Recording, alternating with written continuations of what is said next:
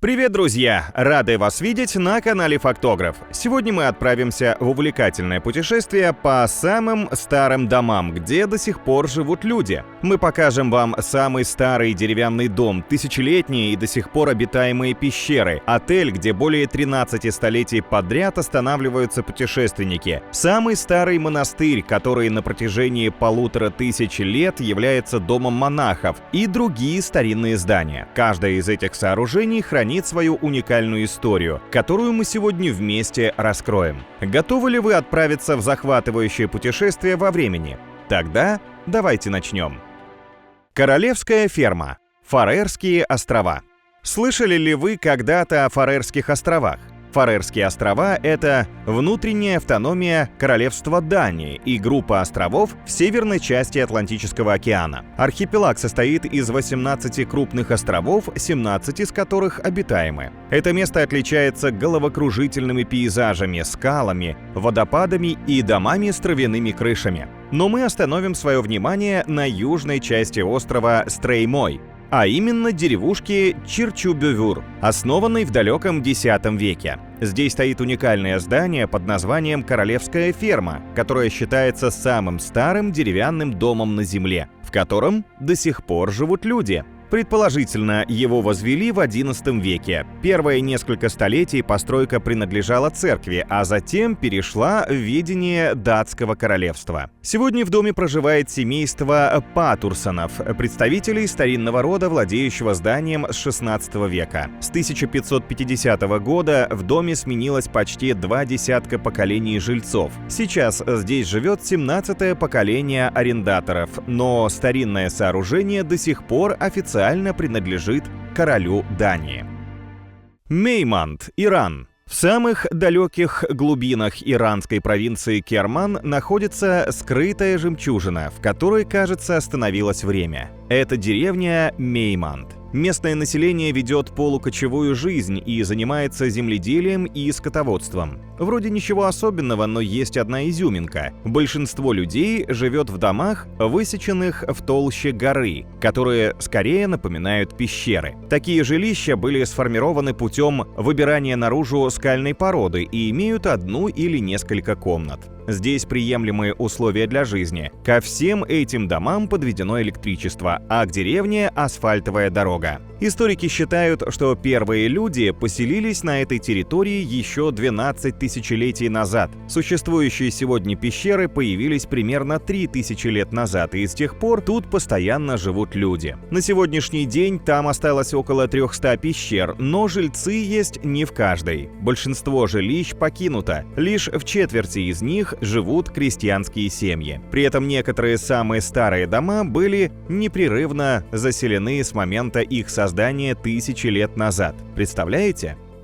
Монастырь Святого Георгия Хазевита, Израиль. Эти стены были свидетелями крестовых походов. В пещерах близлежащих скал селились отшельники, а сам монастырь веками был важным духовным центром. Монастырь Святого Георгия Хазевита находится на отвесной скале в ущелье Вади-Кельт, примерно в 5 километрах от Иерихона. Монастырь считается одним из древнейших. По сохранившимся сведениям, он был основан в V столетии и назван в честь святого монаха Георгия Чудотворца и духовного наставника общины. Его тело покоится в монастыре. Основные строения монастыря располагаются на практически вертикальных скальных стенах, примостившись на каменных выступах и небольших площадках. За свою долгую историю конструкция переживала разное. В 614 году монастырь был разрушен персами, в 17 веке отстроен крестоносцами, а после их поражения снова заброшен. Начиная с конца 19 века он был восстановлен греческими монахами и с тех пор славится своим гостеприимством. Сегодня монастырь также заселен греческими православными монахами и открыт для посещения паломников и туристов.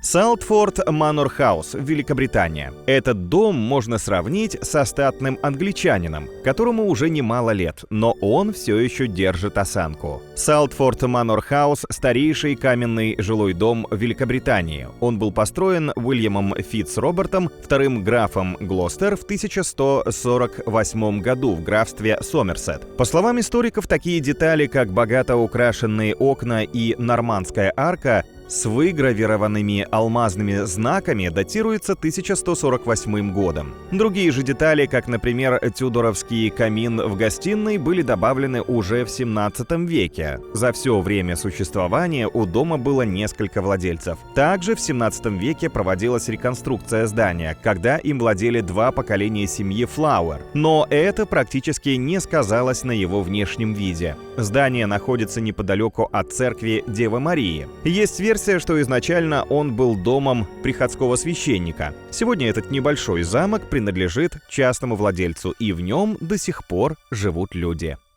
Матера, Италия. Представляем вашему вниманию не просто дом, а целый древний город, расположенный в регионе Базиликата на юге Италии. История этого города достигает 8000 лет. Его самая древняя часть – это скала, изрезанная крестовыми пещерами, гротами и промоинами. Есть свидетельство того, что люди в этих пещерах жили еще в эпоху неолита. Со времен Римской империи выдолбленные в камне пещеры служили горожанам жилищем. Также здесь устраивали стойла для скота, хранилища, погреба и даже церкви. Позднее к пещерам достроили наружные стены. В конце 1950-х годов в пещерных домах все еще жили люди. Без электричества, водопровода, газа, в тесноте и антисанитарии. Древние пещеры стали называть позорным пятном Италии. Поэтому власти начали процесс переселения жителей из скальных жилищ в новые кварталы.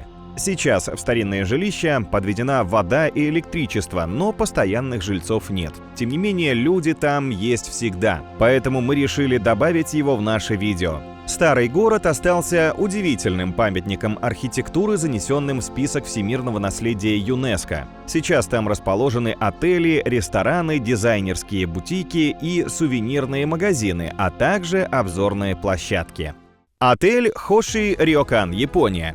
Теперь давайте перенесемся в Японию и посмотрим самый старый отель в мире. Хоши Рёкан около 1300 лет, но с годами его состояние практически не ухудшилось. Он превосходно выглядит и по сей день. На протяжении 13 веков отелем владеет одна и та же семья, передавая право владения старшему сыну. За весь период существования гостиницы произошла смена 46 поколений. Основное здание Хоши Рёкан построено по старинным канонам японской архитектуры. В номерах практически нет мебели, на полах соломенные циновки, и каждый номер оснащен столиком для чайных церемоний. Здесь почти все, как и много столетий назад, за исключением, разумеется, интернета и телевизора. Когда-то Хоши Рёкан пользовался популярностью у императоров, богатых японцев и творческих личностей. Сегодня же пожить в этом историческом сооружении может каждый желающий. Всего лишь нужно добраться к японскому городу Камацу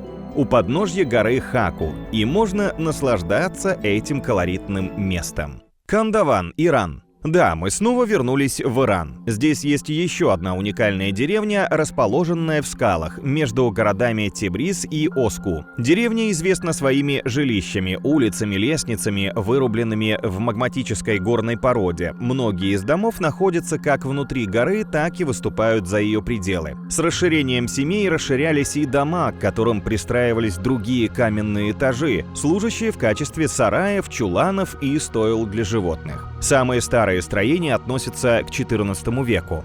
Люди тут живут в домах, которые вырубили в вулканических породах 700 лет назад. Это невероятно. Да, люди живут там до сих пор. Сейчас в них есть электричество, интернет, а природные стены сохраняют температуру. Благодаря составу породы в домах сохраняется комфортный климат круглый год. Название деревни – Кандаван. Переводится как «пчелиные ульи». Я думаю, не стоит объяснять почему, с виду и так понятно. По сведениям 2019 года в деревне проживают 117 семей. Здесь есть мечеть, общественная баня, школа, мельница, сувенирные лавки, кафе и рестораны. Также в скалах расположен отель, где регулярно останавливаются туристы.